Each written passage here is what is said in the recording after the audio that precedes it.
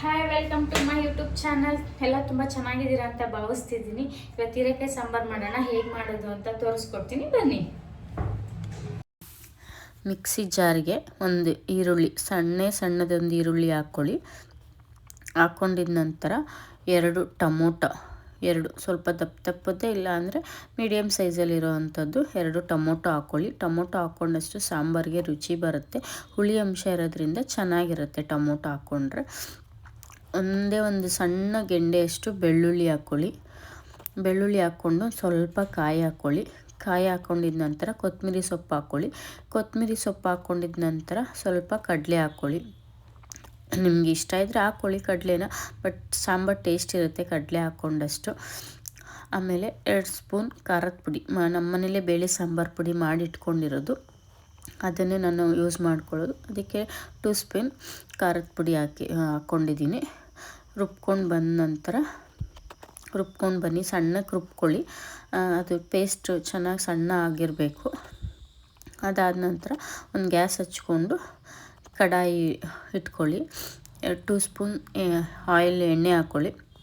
ಸಾಸಿವೆ ಹಾಕ್ಕೊಳ್ಳಿ. ಅದು ಸಿಡಿದ ಮೇಲೆ ಸ್ವಲ್ಪ ಸಿಡಿದ ತಕ್ಷಣ ಕಟ್ ಮಾಡಿರೋ ಹೀರೆಕಾಯಿ ಹಾಕ್ಕೊಳ್ಳಿ.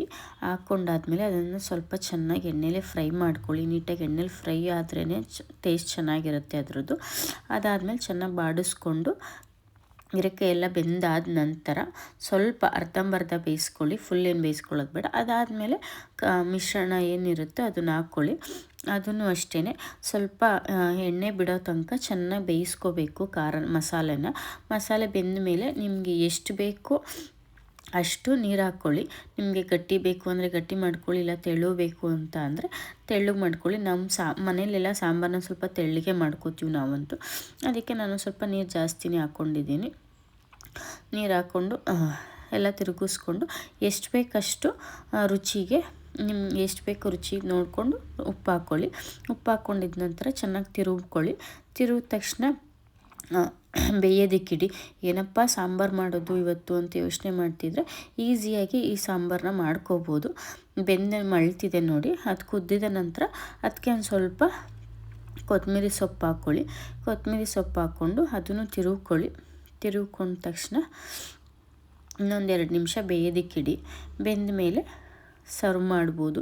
ತುಂಬಾ ಚೆನ್ನಾಗಿರುತ್ತೆ, ಈಸಿಯಾಗೂ ಮಾಡ್ಕೋಬೋದು. ಏನಪ್ಪ ಯೋಚನೆ ಮಾಡೋದು, ತರಕಾರಿ ಏನೂ ಇಲ್ಲ, ಹೀರೆಕಾಯಿ ಏನೋ ಒಂದಿದೆ ಅಂತ ಅಂದಾಗ ಪಟ್ಟಂತ ಆಗೋ ಸಾಂಬಾರಿದು. ಮಾಡ್ಕೊಳ್ಳಿ, ಟೇಸ್ಟ್ ಹೇಗಿದೆ ಅಂತ ಹೇಳಿ. Thank you. ಸಾಂಬಾರು ಮಾಡಿದ್ದಾರೆ ಮನೇಲಿ, ಯಾವ್ದಿದೆ ಅಂತ ಟೇಸ್ಟ್ ನೋಡೋಣ. ಮಾಡಿಬಿಟ್ಟು ಟೇಸ್ಟ್ ನೋಡಿ ಅಂತ ಹೇಳಿದ್ದಾರೆ. ನೋಡೋಣ, ಅನ್ನ ಕಾಕಣಿಗಿಂತ ಹಂಗೆ ಟೇಸ್ಟ್ ಮಾಡಿ ಯಾವ ರೀತಿ ಇರುತ್ತೆ.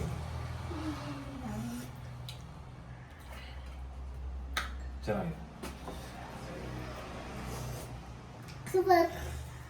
ಫಸ್ಟ್ ನೋಡು, ನೀನು ಅದಕ್ಕಿಂತ ಮುಂಚೆ ಸೂಪರ್ ಚೆನ್ನಾಗಿದೆ ಟೇಸ್ಟ್.